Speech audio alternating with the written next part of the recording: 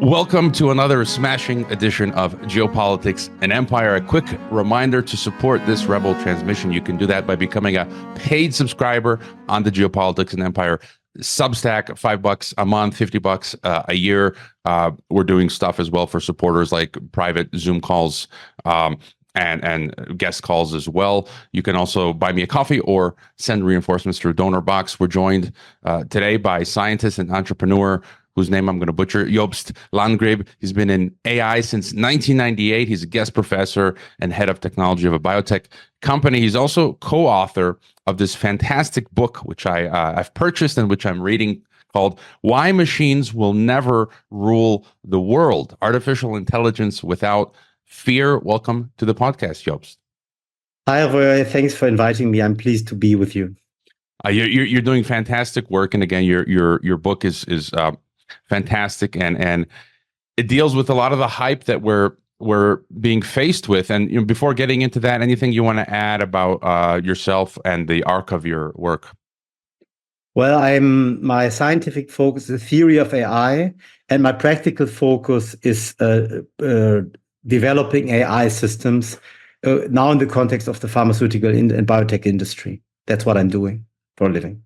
Okay, so we are talking to an expert here, and you talk about artificial general intelligence, AGI, and how for mathematical reasons, it's impossible. Some of these things that the Elon Musks of the world and others are telling us, this idea of machines ruling the world, becoming sentient, right? So tell us about the thesis you've been working on and why we can relax a bit, why Skynet will not become self-aware, as I like to say.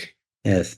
So basically, when I started working in AI, I just saw it as a form of applied mathematics, which it is. It's basically a form of working with data and finding patterns in data and using these patterns for two purposes.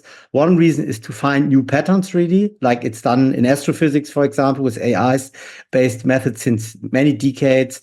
And another way to use it is to automate repetitive processes. So when you have a process that has a regular pattern, you can kind of use the AI to identify the pattern and also to automate it. And that's what AI is, and that's what I started with in 1998 when I started as a young postdoc. Was my first postdoc position, and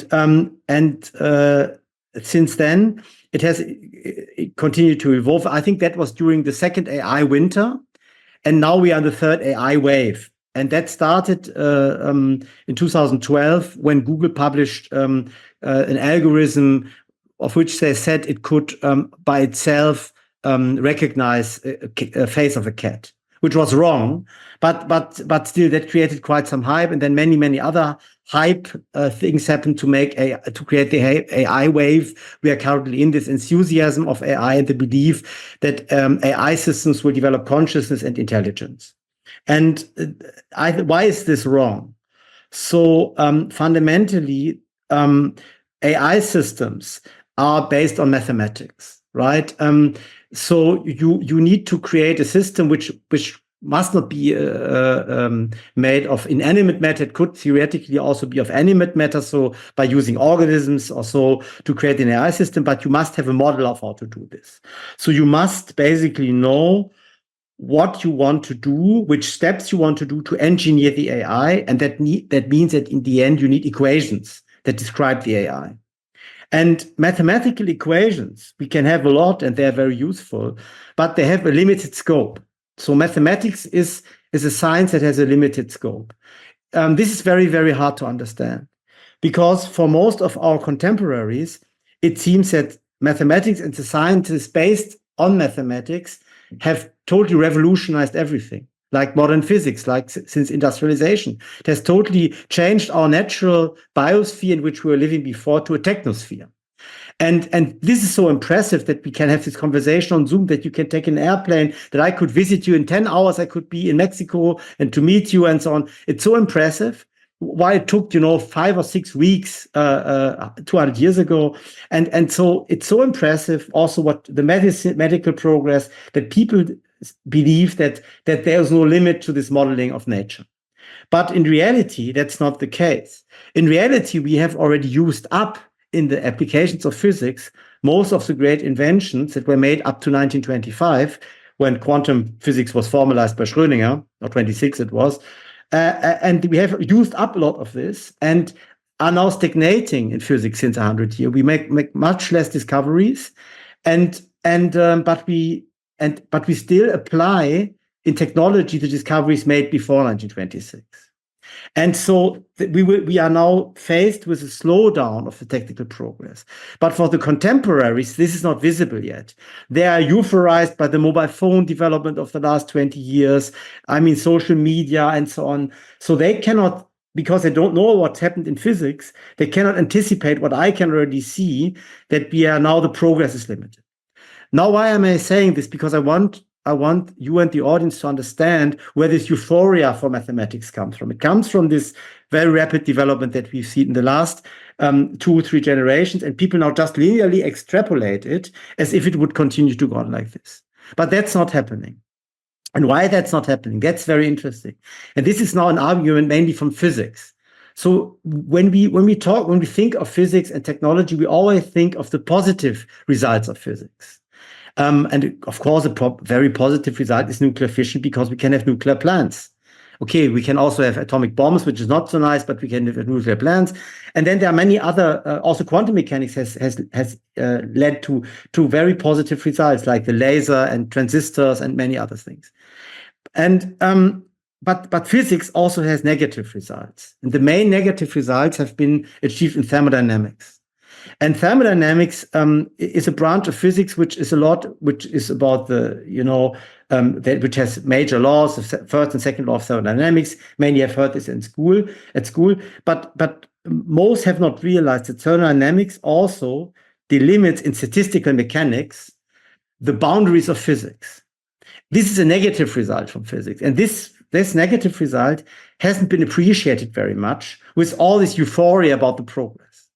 And this negative result says that there are systems in nature that have essential properties, so properties which are really related to their very nature, that prevent mathematical modeling of these systems. And this is the core argument we make, that the human mind is a complex system. And such complex systems, in the sense of thermodynamics, they cannot be modeled mathematically for structural reasons of mathematics. They're incompatible with our approach to modeling reality with mathematics. This is the core argument of the book. And now I give you the opportunity to ask questions, and then I will maybe detail it a bit more. Yeah, I think that last argument you just made, that's kind of what convinced me regarding what you're saying, that they cannot, because they talk about, the Ray Kurzweils of the world, basically getting access to our soul, right? They talk about the singularity and saying that they'll be able to copy your soul and upload your consciousness, which for me is synonymous with your soul consciousness, your essence, and then putting that into a digital computer and living forever. And I don't think that's possible. I feel like only God can access your soul. There's no technology that can ever have that capability, and kind of refers to what you're talking about. They cannot model. They have to first model like the mind and the soul, and they can't do that. So if they can't do that, then they cannot create this sentient AI. If you have any thoughts on that, but also I wanted to read from your book here. Get your thoughts on what you think it is that they're trying to do. Are they simply naive and trying to better the world? Are there some of these big tech elites or whatever that have maybe bad intentions? You write here in your book, quote, AI feeds most conspicuously into what is now called transhumanism, the idea that technologies to enhance human capabilities will lead to the emergence of a new post-human beings. On one scenario, humans themselves will become immortal because they will be able to abandon their current biological bodies and live on forever in digital form. On another scenario, machines will develop their own will and subdue mankind into slavery with their super intelligence, while they draw on their immortality to go forth into the galaxy and colonize space. You say, speculations such as this are at the same time fascinating and disturbing, but we believe that, like some earlier pronouncements from the AI community, they must be taken with a heavy pillar of salt, for they reflect enthusiasm triggered by success of AI research that does not factor in the fact that these successes have been achieved only along certain tightly defined paths. So, what do you think they're up to here? Yeah. So let me first go back to the first part to explain a bit more this argument to make it really clear. So complex systems, because you were referring to the soul, which we don't do in the book. Privately, I do it because I'm a Christian, but as a scientist, I don't, because it's not part of science, it's part of theology. And today, I mean, since a couple of centuries, we have this distinction.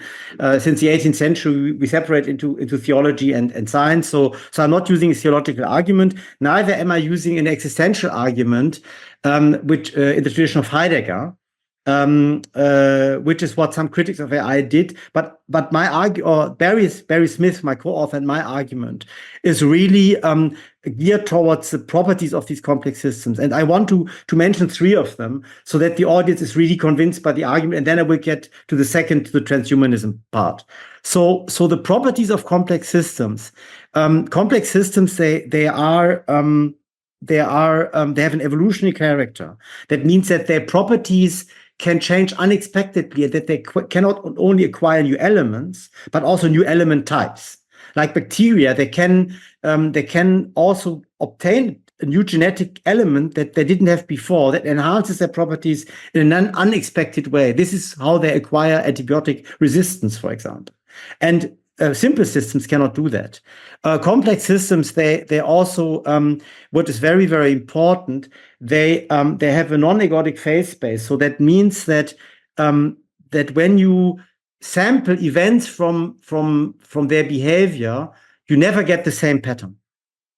Whereas in an ergodic space, when you sample from it, you can make sure over time that every sample has the same likelihood and the same distribution, or is drawn from an overall distribution. And like when you sample, for example, water from this glass, and this glass is not moving at all, then it will be composed everywhere in the same way chemically. That's an ergodic system. But when you start to shake it like I do now, it becomes non-ergodic, because if now I shake heavily and air gets into it, then the distribution of the air molecules and water molecules is different at every space. And whenever I sample something, it will always be different. I cannot find a pattern anymore. That's called non-ergodicity. So, for example, every wave of water is non-ergodic. That's why we also have a wave on the book cover, because waves are non-ergodic systems. So if you sample forever the composition of a wave, you can never predict the next wave. So these systems are unpredictable. They are in a way patternless. And mathematical models, they always need repetitive patterns. So this is a hard reason why we can't use mathematics to model them properly. Also, by the way, this evolutionary character also means that in mathematics, you always have a Cartesian system, vector space, in which you project the data points. And if you can suddenly add a new coordinate to this coordinate system, the data point will not fit in anymore. That's also to put it in layman's terms, and that's why this doesn't work. And then also the complex systems are driven, so they have a flow of energy flowing through them. So bacteria create energy from dead matter. We do this as well. We consume dioxide and exhale carbon dioxide, and this is because we use the oxygen to make energy out of nutrition in the citrate cycle and in the mitochondria, and this is so there's a constant flow of energy through complex systems, and this flow of energy creates turbulence and many other phenomena that cannot be modeled mathematically. So overall, Heisenberg said when he dies and talks to Peter or God in heaven, God will certainly explain to him how general relativity works, but in what it's caused by, but not turbulence, that God will not be able to explain turbulence to him. Turbulence is a basic phenomenon of complex systems. And so in the end, modern physics knows that we cannot mathematically model complex systems, but our mind is complex, the processes in it are complex, we don't know how it works, and that's why we can't model it. This is very, very important to appreciate. That's why I took now again a few minutes to explain this once more. Now what do these technocratic elites want to do? Why are they, like Yuval Harari is a good example, right? He's a historian. He has no clue of mathematics. He doesn't understand physics, biochemistry, chemistry, biology. He really doesn't understand, but he believes that we can now with science totally change mankind. So he believes in digital immortality, in transhumanism, that we can create cyborgs, that we can genetically manipulate humans to create higher intelligence, and all of this. And what these people get wrong. So why do they believe in this? Because they extrapolate, like it was done in the 18th century by people like Lagrange and Laplace. La Métrie, these French Enlightenment philosophers, they believe that nature can perfectly be modeled with mathematics. And Laplace believes that if you can measure every motion in the universe or on Earth and put it in a gigantic system of differential equations, you can predict the future perfectly. He called this the Laplacian demon that could predict everything.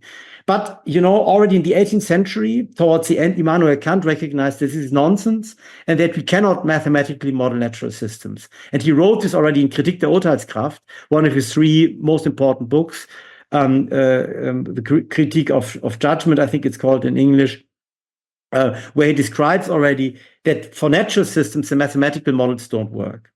And he kind of anticipated this. And then in thermodynamics, it was thoroughly proven that this is the case. But people like Harari and Elon Musk, they don't know this and they don't appreciate it. And so they believe that all this can be done. And why is it wrong? Because all of this would require us to be able to model what's going on, to have equations that describe it. For example, intelligence. Intelligence is an omnigenic property. So most of the genome, 80,000 loci in the genome at least or more, are needed to explain only 70% of the variance of intelligence between individuals if you measure this with genetic methods. So there are thousands and thousands and hundreds of thousands of factors that make up intelligence. And so that intelligence is not, there's not 2 or 3 genes that lead to intelligence, but it's a super complicated property. And because it's so complicated, we don't know what in the genome we would have to change to make somebody more intelligent. The same is even true for much simpler properties like body height. Body height is also a property that is encoded by tens of thousands of genetic loci. So we don't know how it comes about. So we cannot manipulate a human genome, even if we could technically manipulate it without harming the individuals, which we can't. Even if we could do that, then we would not be able to genetically change this because we don't have the mathematical models to do so. And for some diseases we have, and these are very simple diseases, which are called Mendelian diseases. For those like hemophilia, which is factor 8, disease where factor 8 is genetically dysfunctional. So if you could, for example, you can select embryos, you can do in vitro fertilization until and select embryos that don't have the genetic defect, and then you can implant this embryo into a mother, and then the child will be cured. This you can do because there's only one genetic locus that is causing the disease, and there are around 1,000 to 2,000 such diseases which are known, and they are called Mendelian inheritance diseases, and they can be manipulated. They could, in theory, be manipulated genetically to be cured. But these are monogenetic diseases. But for most diseases, there are thousands and thousands of factors causing them, which we don't understand. We don't understand how they interact. But it's not that we don't understand it yet and we'll soon understand it. It's we can never understand it because what we can model mathematically is massively limited. And that has to do with the thermodynamics and the theory of complex systems. From this, we know that. And that's why the dreams of transhumanism, of digital immortality, of AI don't work. And what we can achieve in reality is much more modest. And if you understand this, and that's what I'm doing for a living, then you can really make things work and improve a lot of things and get great inventions. And, it's then really fun to apply the mathematics if you know how they work and what their limitations are. Then you can apply it. But these dreams that basically overestimate totally what can be done with mathematics, that doesn't work. So this is the first part of your second question. And for me, it seems like it comes down then to worldview, where they're espousing this sort of a materialist worldview. And it's funny, I was going to bring this up, and this question that I'm going to ask you came into mind before I saw that a year ago you used a similar phrase. So even before I saw you use it, it came to my mind, which kind of we're on the same frequency here. I was going to ask you then, is singularity like a pagan pipe dream? And then I saw you did a talk a year ago where you said it's a neo-pagan pseudo religion. And so before even seeing you say that, in my mind, I felt like this is sort of like a pagan pipe dream, this transhumanism, because you look at the things that they're talking about, they reject the notion of, like, just using Ray Kurzweil as an example. You talk about Yuval Harari. They dismiss this notion of God, or this biohacker, this wealthy Brian Johnson, I think is his name. Yes. He was recently on Tucker Carlson. The things that he says are so, in my view, blasphemous. So against God, saying we can become gods. And I think this goes back to the core of their worldview, which is pagan, it's Gnostic, it's New Age. It goes back to the Garden of Eden, where the serpent says you can become gods. And this is the stuff that they're openly talking about today. So any further thought on this idea of this pagan pipe dream, or as you call it, neo-pagan pseudo-religion? Yes. So they don't have religion anymore, because, since Voltaire and David Hume said there is no God, this became very fashionable in the West. And now we Christians are a small minority in the West. I think in all Western countries, including even your home country, Croatia, we are just a few percent who are still real Christians. I mean, among Catholics, it's formally a few more are still part of it, but those who are really understand, for example, what the crucifixion and resurrection mean, we are just a few percent now. Right. And so we have become a minority, like we were at the beginning in the 1st and 2nd century AD, where we were also a minority. And so the most of the elites are now thoroughly agnostic or atheistic, but the human need for religion doesn't go away. Schleiermacher discovered this. He wrote a very important book about the fundamental need of religion in humans. And so if you take away traditional religion, there needs to be a replacement religion. And this is, of course, the first country to create such a replacement religion was France. They created socialism and materialism. Right. And so Abbé Mirieux created socialism in 1753 with this.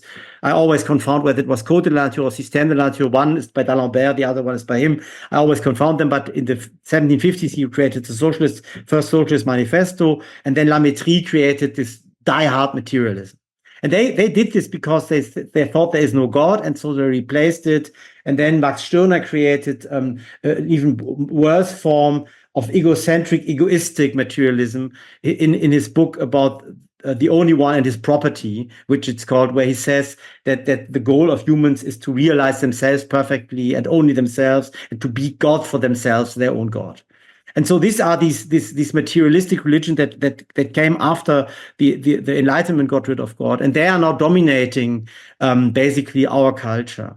And so now is the question: which contents? By what do you replace God? So in esoteric spiritualism, it's sometimes replaced by the devil, like Madame Blavatsky, and this whole tradition based on corpus hermeticum and the classical esotericism. That's one strand, and then there's another strand which uses technology as the new religion. And Heidegger saw this clearly. He called technology the metaphysics of the 20th century. Right. I don't like Heidegger that much, but he was right in this regard. And he said he rejected metaphysics and said, and now technology has become our new metaphysics, and going even further, a new religion, which he didn't say, but which it is now. So for them, they now believe in technology in an irrational, almost transcendent way. And the transcendent needs of these people is now projected onto technology. So they use technology to basically satisfy the needs of the transcendent. That's how it works. Now, what they get wrong is that they don't understand that technology, because it's based on mathematics, and mathematics is limited, can only do so much. They over-expect what technology can do, and they are irrational about it. And that's a pity, because if you are starting to use technology in an irrational way, you're creating damage, right? And so we see now in many areas where technology is not used optimally anymore, because they don't have a realistic picture of what science can achieve and what it cannot achieve. So it's basically like the Tower of Babel again, and we're reaching the clouds so to speak, the limits of how high we can build this Tower of Babel. And then that begs the question: what can then machine learning, AI, AGI, I don't know, what can it realistically then do? Yeah, so it is part of the industrial revolution, right? It's a great mathematics-based technology that can achieve a lot. So wherever you have repetitive patterns, you can identify them and use them to create something, to create some automation. So let's go through a couple of examples. So in warfare, for example, a very important task for warfare is to detect the movements and everything the enemy does. And there, in the Ukraine war, both sides are completely using AI. And without it, the side that cannot use AI cannot see anymore what the enemy does. Because nowadays on the war battlefield, many sensors are deployed. Optical sensors, vibration sensors, acoustic sensors, pressure sensors. A lot of sensors are deployed. And there are many of them, thousands and thousands. They are also, then they have satellites that get signals. So there's a lot of sensory material that is created from the sensors that need to be processed. All of this is done by AI. The AI aggregates all these signals and then creates a view of the battlefield for the officers who are in charge of planning the attacks and the defenses. And without this, modern warfare is unthinkable. So this is, for example, a way where AI is used a lot. For offensive weapons, it's much harder to use because basically to be offensive weapon, you need active perception. Now, Barry Smith and I believe that active perception cannot be modeled mathematically because active perception is a highly complex property of complex systems like intelligence. And so active perception means that you have a constant interaction between movement and perception. So like when you hear something, you turn your head towards it, and then you refine your movements to appreciate it. You see this in hunting animals. How they behave, this is called active perception, and it's a very complicated phenomenon we cannot model well in robots, and so which is very hard to model. We can approximate it to a certain extent, but very poorly. That's why attack weapons use less AI. They use some AI, but it's much more primitive. So that's an example from warfare. Let's use an example from automation of e-commerce. Basically, all these e-commerce platforms use a lot of AI to process what the customers do, to also present them with options, to place advertisements, and that works because seen as a huge group, there's repetitive behavior in the choices of human beings.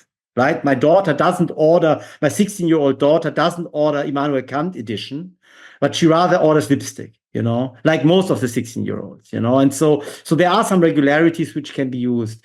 Another example of how these can be used is if you look at ChatGPT, which is relatively good at approximating some types of texts, of which there are many examples on the web.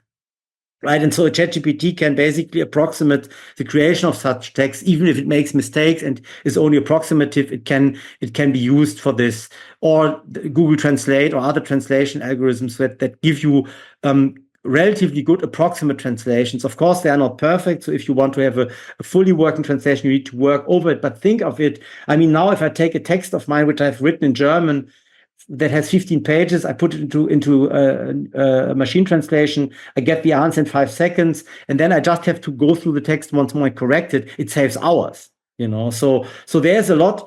Wherever there are regular patterns, AI can be used can be leveraged to do the work, but it cannot be creative, it cannot become conscious, it cannot become intelligent. It can just automate repetitiveness, and this we will see more and more.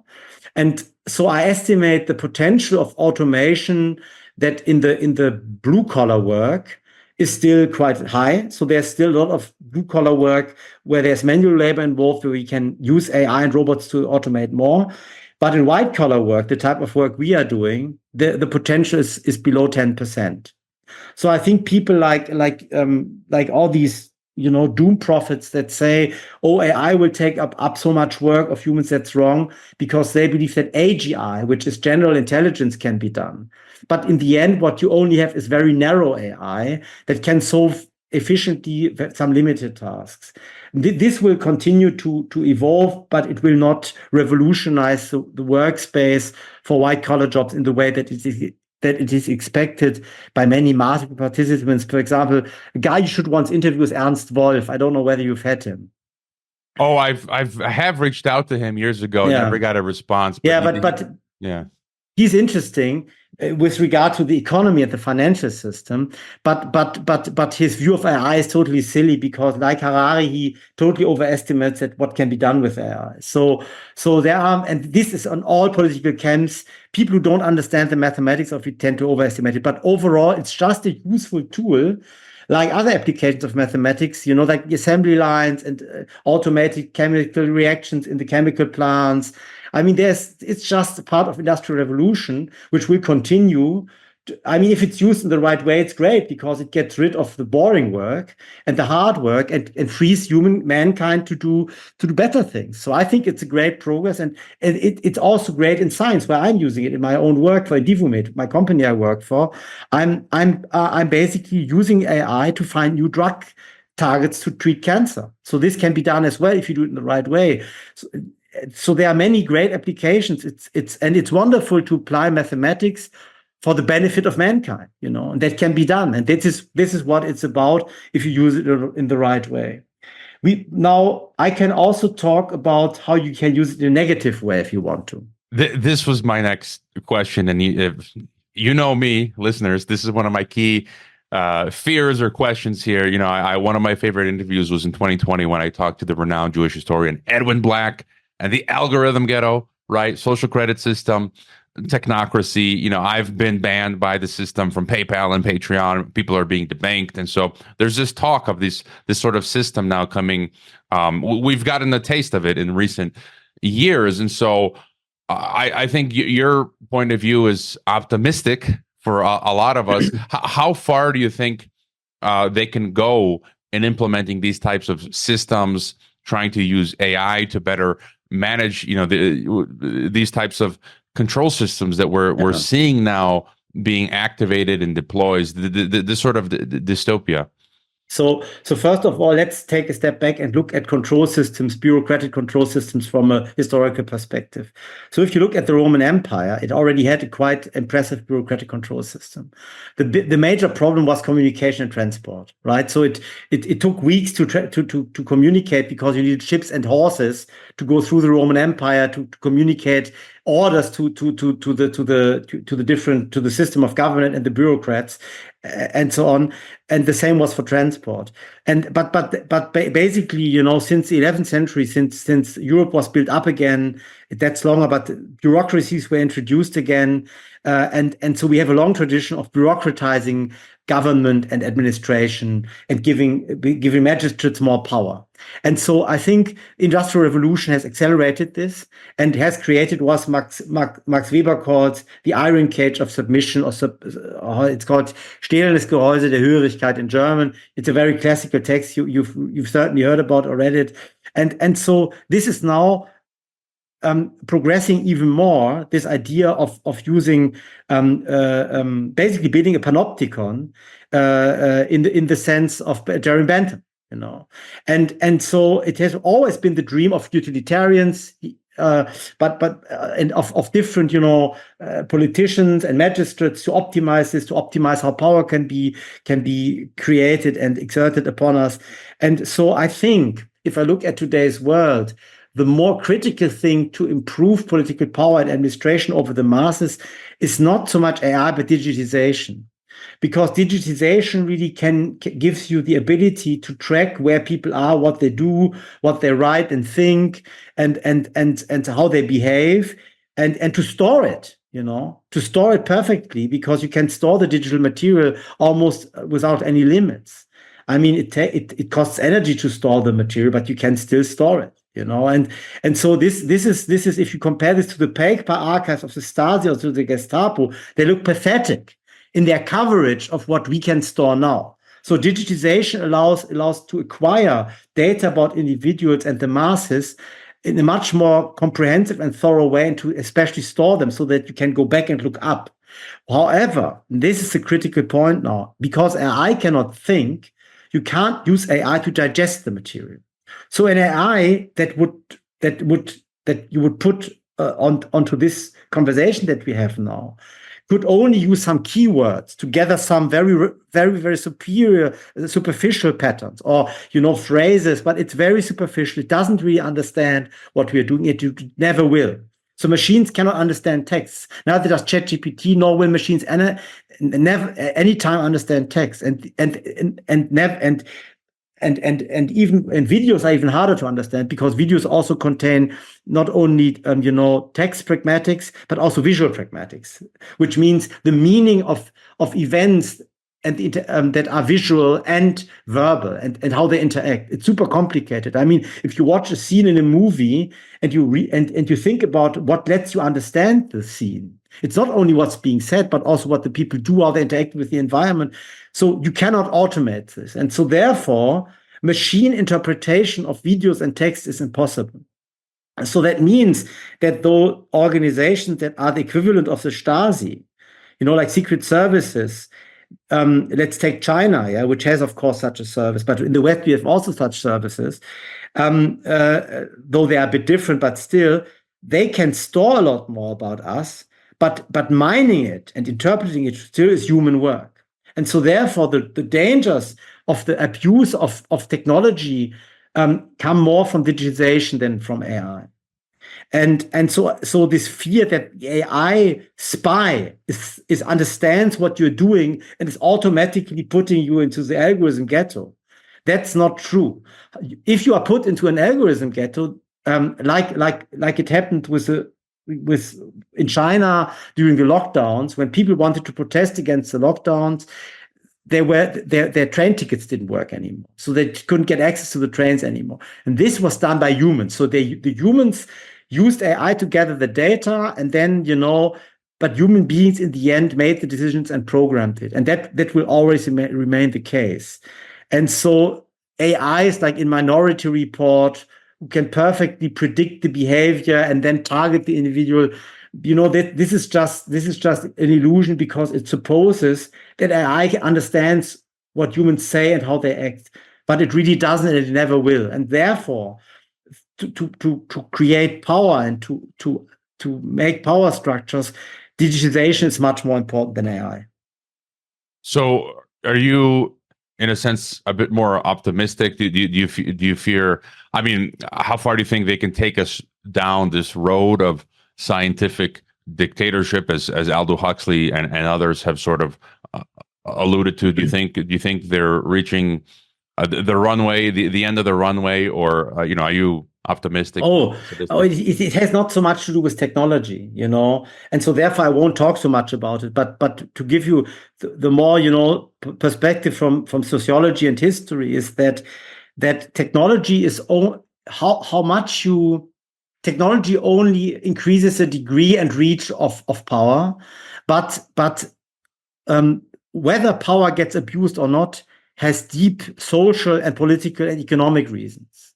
So this is more a topic of these domains than of technology, right? So it all depends on the economic, social, and political structures. They decide whether power gets abused. Now, if power gets abused, of course, modern technology makes it easier to abuse power, but it also makes it easier to create resistance and to evade it. So if you are worried about a dystopian future, you should be worried about the social roots and political and economic roots of power abuse, and less about technology.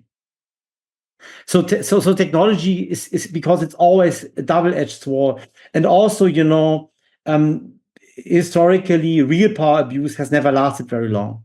So I'm less concerned with the technology. What concerns me is the potential of abusing technology, of misusing technology, because it's seen the wrong way and used in the wrong way. But that can also happen for benevolent reasons, right? So it's not really, it's a bit, the technology question is to a certain extent, it's not orthogonal to the question of power abuse, but it has to be seen a bit separately from it. Yeah. And so I guess to ask you, any other key points you want to get across related to your book, Why Machines Will Never Rule the World, Artificial Intelligence Without fear. One view that I have, the mainstream media, the system is basically alerting us, making us think. I interviewed Phil Torres many years ago. The interview was not published because for technical reasons, and they talk about these existential risks, and they're always talking about the problem, and then they have a solution. And, we don't necessarily have to get into that, but just what came to mind for me was they talk about the nuclear threat, Oppenheimer, the bomb, public health, right, pandemics. What's the other one? Climate agenda, and now AI. And they're hyping up. They're saying existential risk. The solution, we need more centralized global power, world government type stuff. And so I kind of feel like AI is just another. This hype of the fear of AI is another in that same long line of things that they're trying to get us afraid of. So anything else that you think is important to get across when it comes to AI? So all these fields that you mentioned, you have to. The problem is that they're doing pseudoscience. These people who do these hypes, and because if you look at it from a real sober scientific perspective, all these things look much different, and for example, with climate, the climate models are mathematically invalid a priori. You cannot have mathematically valid climate models because the climate is a complex system that you cannot predict mathematically. Right. And so I'm not going to say a lot about climate science, but I'm trying to say that if you really take science and physics seriously, then you don't need to be so much afraid of these phenomena. You can look at them in a more neutral and level-headed and cool fashion. And so this is true for climate, this is true for pandemics or epidemics, and that's also true. Talking about epidemics, let's look the most of the epidemics or all of the epidemics we've seen in urbanized societies were based on lack of hygiene, and on also malnutrition, and basically the last real one we had was in 1918. That was the Spanish influenza, and it mainly people didn't die from the virus, but they died from bacterial superinfection because they're of malnutrition. And so it's and since then we haven't had any real pandemic in the classical sense, and so sometimes they're very, very dangerous viral diseases spreading, like the Ebola we had in Africa a couple of years ago, that can happen, but then it's not very contagious, so you can deal with it and so on. So it has to be looked at in a rational way, and the same is true for AI.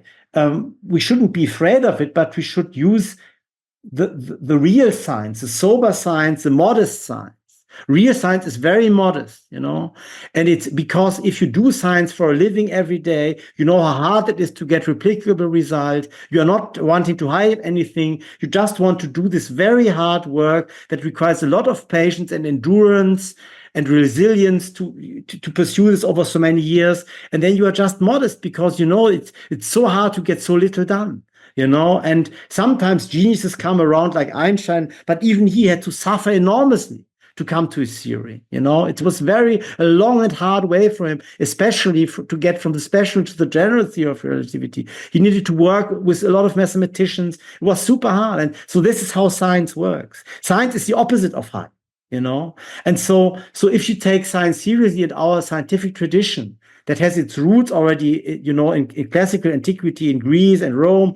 If you take this seriously and pursue this, it's a quite tedious and hard work, and it has nothing to do with hype. It's a huge edifice of knowledge, and you're just adding a small piece, to this. That's what it's all about, and it has nothing to do with hype. And so when politicians, economists, or people from the humanities talk about science, you can already immediately tell that they haven't been through this experience of creating science and being in it. That's why they can talk in this insane way about it that is detached from it, like Harari. He has never, ever done an experiment, of course, in his whole life, But if you have done experiments or if you have tried to prove a mathematical theorem, it can take such a long time. And it has nothing to do with anything, it's not as great an experience as it looks then afterwards, but it's just a hard process. And so when you have gone through this all your life, or even just 10 years, you start as a PhD student and then you do a few years of postdoc, then you know that how it really is, and that the hypes don't make sense. And I think the worst are scientists who know this and who still nevertheless participate in the hype, because they are basically undermining what science really is and what it is about. And so this is not in the book, but I believe that has a reason, that science is not abused politically, like Lysenko, like Stalin and Lysenko did it, where Lysenko's absurd theories were politically used for political goals. Or Pavlov, he was one generation before Lysenko, the one with the dogs. He was also used in Soviet era communism. It was also an abuse of science, because they believed they could program humans, like they could program the dogs, and they wanted to program humans. And then behaviorism also came to US, and they also thought they could control society with behaviorism. So these are absurd abuses of science. And this has, I think, this is a very important aspect. So when science, the great area where science was free, 17th, 18th, 19th century. Why was it free? Because the dukes and princes of the small German, but also in France, the jurisdictions, they were competing. The German princes were competing for fame, to have the best university with the best scientists. So they just let them do great science. They left them alone. They gave them some funding, and then, people like Gauss, they was just going at it, and freely could develop their ideas. And nobody restrained them. In the humanities, there was always a big restraint, because humanities are closer to politics and ideology. So theology and economics, they were more restrained. But in physics, chemistry, and so on, they could just do their great work. And that's how the progress came about. And then in the 20th century, it was discovered with the Manhattan Project, for example, that you can use physics for political topics. And then after the Manhattan Project, we have this area of great state paid for projects, that basically where the politicians try to decide what the scientists should find out, which is, of course, the opposite of science. Science is about freely arguing about truth and finding the next better proposition, improving the edifice of science. And now we are losing this culture more and more. And it becomes more and more politicized. And we basically need to go back to this, decentralized, competitive and free way of science and open collaboration. And I think we've lost this. And this is painful for me, because I think science is about finding out knowledge for the benefit of mankind. And when you basically use science to tell people how dangerous everything is and how catastrophic everything is, that is politicized science, and that's very dangerous, and it's basically destroying science. Yeah, I would totally agree. Any thoughts on, for everyday people when it comes to AI? We're told that, if you don't incorporate AI into your business or work, you're going to be left behind. Should people be and like you mentioned, for how you use it to save time? Should we be incorporating AI in our work if it's possible, or is it going to be some huge game changer? Any thoughts there? Yeah, so this is a good point. So many people ask me this, and you have to just look at your activity. For you, it makes no sense at all to incorporate AI for what you're doing. You're a chronicler of our time, and as such, you need to think very hard about which material you select every day, and make good choices, and think it through, and put it into your framework that you have created for yourself. This is a super intellectual activity. You can't use AI. And I can also only use AI for a limited part of my activity, which is certain types of pattern recognition or pattern usage. We use it, for example, to identify ligands for our molecules, so new drugs, right? And so now we don't have to screen for 2 or 3 million drugs anymore from a drug library, but only 200,000. And then we can predict the rest with AI, and it works pretty well. So there are great applications that save money and energy. And everybody should look for this. Like, if you were in the 1840s, then you should try to introduce steam engines everywhere in your companies. And if you didn't do that, the others did it, you had a competitive disadvantage. And so I think that's the way to use AI properly, to understand its limitation, to understand it's only useful for repetitive patterns, and then you incorporate it where you can. And that's the right way to use it, and that creates real progress. But you shouldn't be afraid of it, because the fear of AI comes from the erroneous view that AI can become conscious and have a will. That's totally impossible mathematically, and also from the perspective of physics and biology. And when you remove this irrational fear of AI having its own will and consciousness, then it's just a normal tool. Like, should I use a hammer to hammer in a nail? Yes, please use the hammer. Don't try it with your hand. You will hurt yourself. And the same with AI. If you have a problem that is amenable to AI, just use it. It's great. And actually, even the example I gave from the Ukraine war for defensive usage of AI is necessary. If you want to do war, you have to use it. And so that's how it is in every area. You should just see it with a really, without any emotions, like we are used to in the West, sine ira et studio, as they say, or ataraxia is the Greek version of it. Cool, keep cool and use it, and there's nothing to be afraid of. I like how you, and in the email you told me that I'm a chronicler of our time, and I don't like to use the term journalist. Sometimes people say journalist. Like, all I do is I just have a conversation with someone and upload it onto the internet. That's not journalism. Podcaster, and people sometimes criticize me.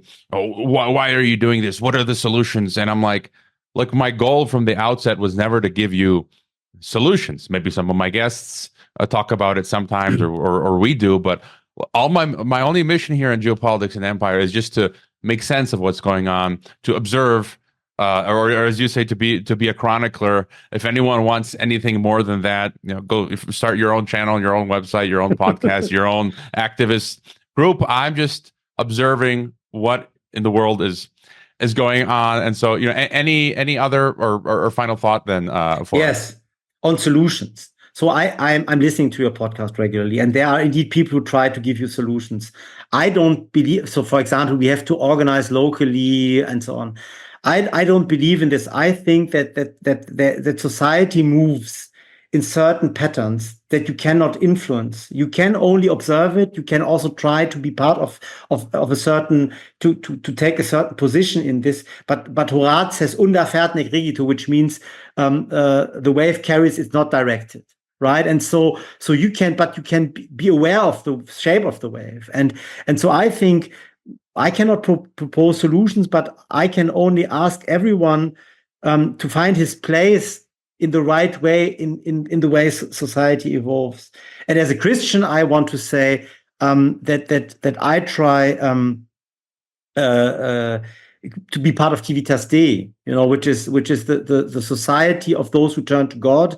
And I think this is the ultimate solution, because if you try this, then you can deal with what we're talking about in this podcast is the Civitas Terrena, which is the world that is ruled, according to Paul, by the devil, right? And we are part of this world, and we can't change it. But we can, by being also part of Civitas Dei, we can always find a solution, and the solution comes by itself by turning to God. And we have to do this every day. And if you turn to God every day, then you get the confidence to lead a meaningful life and to find the solution. I like your answer. I know some listeners won't, but let us know. Let us know where your projects, your books. Again, people can buy "Why Machines Will Never Rule the World: Artificial Intelligence Without Fear." Your websites and yeah. So if you can get the book, you can go to Google Scholar and Google me, Jobst Landgrebe at Google Scholar. Then you find all my papers. Some of the best ones were not accepted for publication because the publication system is really sick. The scientific publication system, the peer review system is kind of broken, but you can find them there at Google Scholar. The company I work for is Indivumed, which you can also take a look. Or you can go to Cognotekt.com, which is my small consulting firm for AI projects, where I still do from time to time AI projects on the side for customers who want to get some advice on how to use AI in their companies. So this is basically how you can find me. So mainly because I'm a scientist via Google Scholar. All right, I'll sleep better tonight knowing that Skynet won't be becoming self-aware, and Arnold Schwarzenegger, the Terminator, won't be coming after us. Danke for being on Geopolitics and Empire. Thanks, Lord. It was a big pleasure. Thanks for having me. I hope you enjoyed this Geopolitics and Empire podcast. The website is geopoliticsandempire.com, and I encourage you to sign up for the free email list that goes out with each podcast and every weekend with a collection of news headlines. The newsletter and website are our last lines of defense. We're being censored and deplatformed. It's nearly impossible to find Geopolitics and Empire on the Google search engine. We've been blacklisted. YouTube frequently takes down our videos with strikes. Facebook restricts our page. Reddit and Twitter take down posts. And after the Associated Press mentioned Geopolitics and Empire in a 2021 article co-written with NATO, our Patreon account was terminated. Vimeo also terminated our Pro account. The best free way to help Geopolitics and Empire is to leave a review on Apple Podcasts or elsewhere and subscribe to all of our media channels. You can find the video broadcast now on 5 platforms: Odyssey, Rockfin, Rumble, BitChute, and Brighteon. You can find the audio broadcast on the podcast ecosystem: SoundCloud, Apple, Spotify, and so on. My current favorite social media channels are Twitter and Telegram, but you can also find us on Gab, MeWe, Minds, Float, VK, Instagram, Facebook, and LinkedIn. Finally, Geopolitics and Empire is in dire need of funding to continue. You can leave a donation, purchase a consultation with the host, or become a member to receive additional benefits. We also produce a weekly broadcast called Dissident Thinker for members and Rockfin subscribers only. We will continue to fight the good fight come hell or high water. Thank you for listening.